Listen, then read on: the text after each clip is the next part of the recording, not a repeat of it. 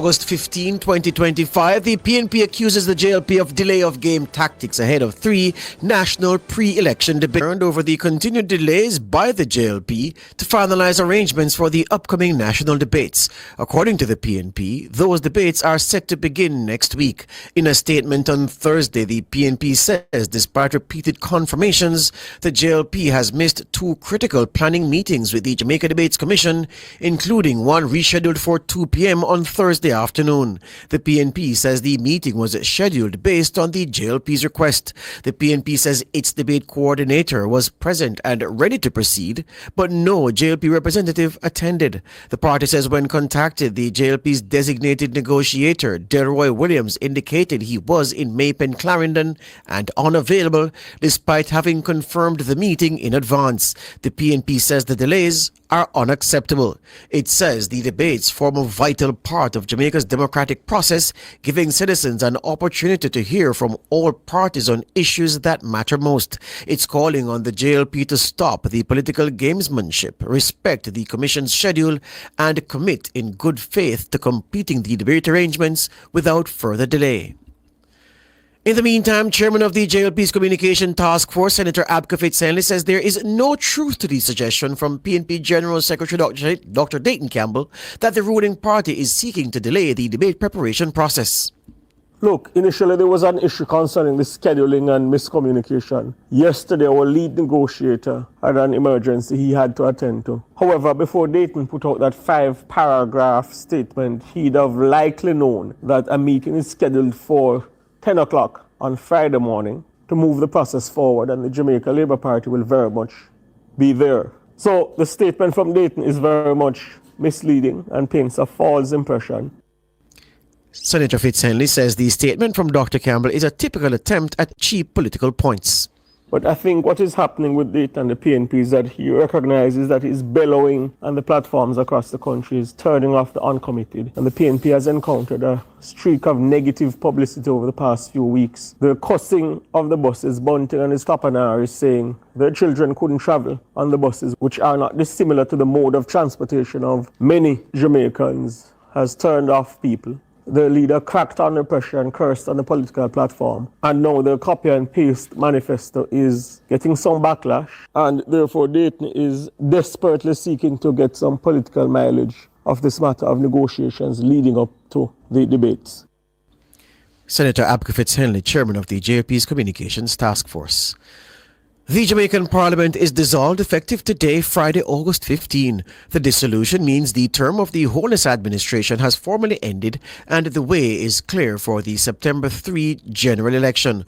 All members of the legislature seize their roles. However, the Prime Minister, other ministers of government and the Leader of the Opposition will continue in their respective roles until the Governor-General makes new appointments. The President and the Deputy President of the Senate, as well as the Speaker and the Deputy Speaker of the House, will also continue to hold office until new members are elected. This is in keeping with the provisions of the Representation of the People Act and the Jamaican Constitution. At dissolution, all activities of both houses come to a halt, including activities of all sessional and select committees. Matters on the table fall off with no possibility for revival in the next parliament. All matters outstanding at dissolution have to be laid afresh and addressed as new matters. The announcement came via a proclamation signed and sealed by Governor-General Sir Patrick Allen, acting on the advice of the Prime Minister. It was published in the Jamaica Gazette on August 11. The Minister with Responsibility for Works, Robert Morgan, says several of the PNP's roadwork plans for Jamaica are already being undertaken by the Holness administration. Minister Morgan was responding to the PNP's Mission Jamaica Love manifesto while speaking with Nationwide News. Well, the reality of it is that this government has spent more on farm roads, internal roads, and main roads than any other government in the history of Jamaica. We have the Spark program, we have the REACH program, and so on. So their proposal that just vaguely saying we're going to improve farm roads disregards the fact that the government has established sustainable, well-funded programs. When they left government in 2016, they were spending $500 million on roads in Jamaica. We spent over $7 billion on roads last year. And all they have done is just said, we're going to fix roads. What we have done is actually fix the roads. Minister Morgan says the PNP's goal of promoting local contracting for infrastructure to enhance community employment is already a reality. They are promoting something that is already being done by this government. They are copying our policies and putting it in a manifesto. 95% of all contracts from the National Works Agency is given to local contractors. The entire REACH program was given to local contractors, or regular quarterly patching and road rehabilitation. So far this year, we've spent about $4 billion on road rehabilitation. Once again, the PNP's manifesto is basically an endorsement of the government's policies. And while imitation is the greatest form of flattery, the people of Jamaica should not be flattered by this misdirection and misinformation that they are putting out. Robert Morgan, Minister in charge of Works. Education Minister Dr. Dana Morris-Dixon is defending the JLP's track record on education. She's responding to claims from her opposition counterpart, Damian Crawford, that both literacy and numeracy have fallen under the Holness administration. Minister Morris-Dixon says Crawford has failed to take into consideration the effects of the COVID-19 pandemic. Now, we do know that we went through a pandemic that had significant impact on our children. Significant learning losses took place. That is globally identified as a problem for many children. So when we look at a lot of the data coming out of COVID and right after COVID, across the world you see a dip in some of the performance of our children. So that's universal. But what have we done? What have we done as an administration? We have doubled down our efforts to reach these children. We've had the maths camps, the English camps that I see in the manifesto also, but we've been doing that. If you look at footage from December last year, during Christmas, I was teaching in one of the maths camps.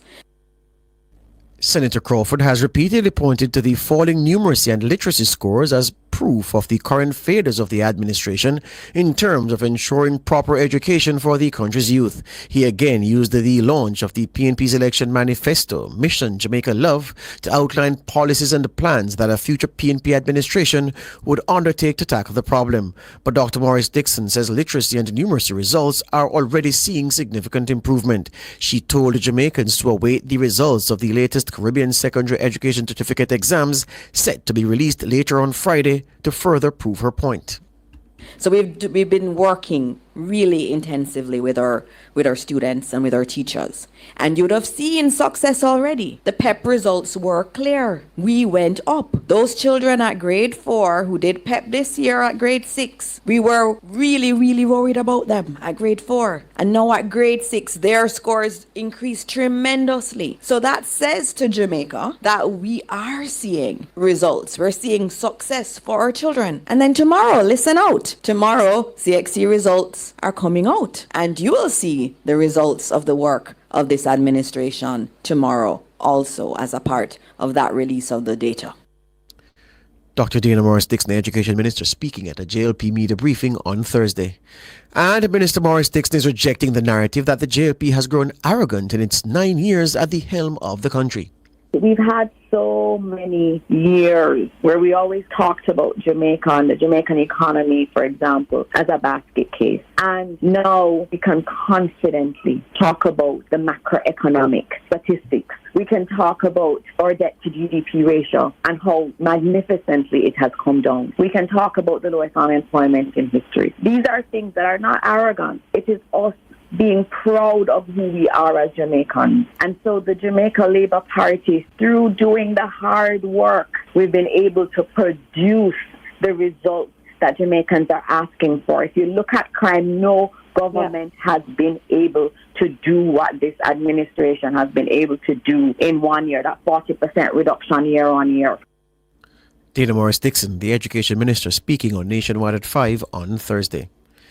JLP campaign chairman Dr. Chris Tufton stands ready to defend himself against threats of a defamation lawsuit filed by attorneys for former Senator King's Counsel K.D. Knight.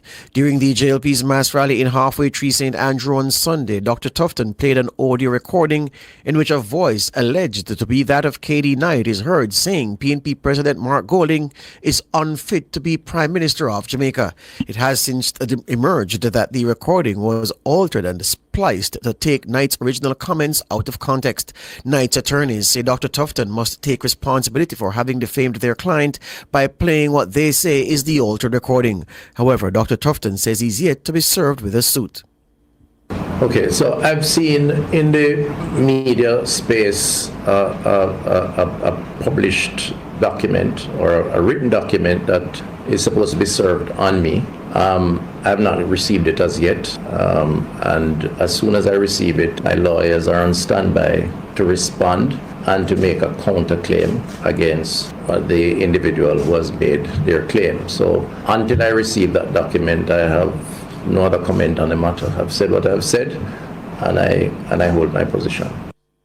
Dr. Chris Tufton, chairman of the JLP's Election Campaign Committee, speaking on Thursday at a JLP media briefing. The police high command is reporting the seizure of a shipment of illegal guns and ammunition and the fatal shooting of a man during a police operation in Darlaston, Westmoreland on Thursday. The JCF says the operations were initiated after investigators uncovered a plot to smuggle weapons and ammunition into the island through the ports. Acting on intelligence, the police intercepted a man believed to be linked to the illicit trade. According to the police, the man opened fire during the interception and the lawman returned fire. He was injured in the exchange and taken to hospital where he was pronounced dead. His identity is being withheld pending notification of his relatives. The operation resulted in the recovery of one rifle, 2 pistols and more than 1,100 rounds of assorted ammunition. During follow-up operations, additional items including electronic devices and documents were seized and will undergo forensic analysis. The JCF says investigators are pursuing strong leads both locally and overseas as the probe continues. The High Command is warning armed criminals that gunfire directed at the police will be met with decisive force and is urging those confronted by law enforcement to surrender peacefully. The number of people killed by the security forces since the start of the year has surpassed the 200 mark.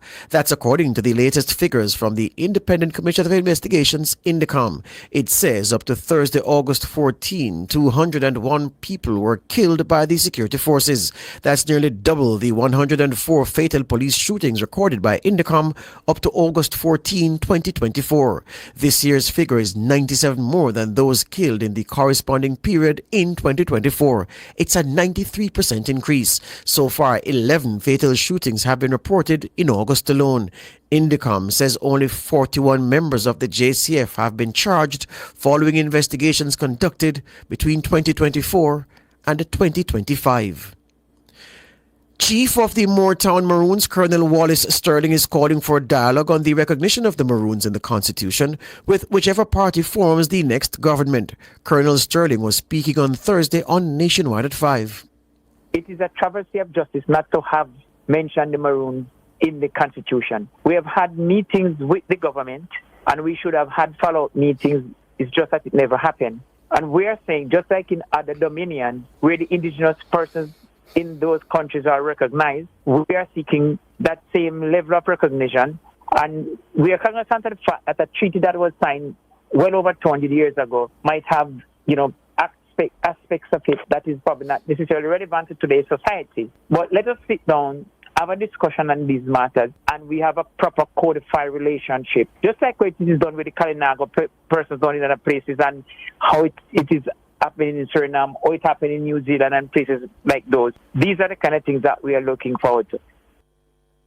The opposition PNP in its manifesto is promising to advance reforms that will legally recognize Rastafari and the treaty rights of the Maroons. It's also promising to expand the Senate to include representatives from the diaspora, persons with disabilities, and the Rastafari and Maroon communities. Colonel Sterling says he would like to see the recognition of the Maroons in the Constitution take priority over any legislative amendments concerning them.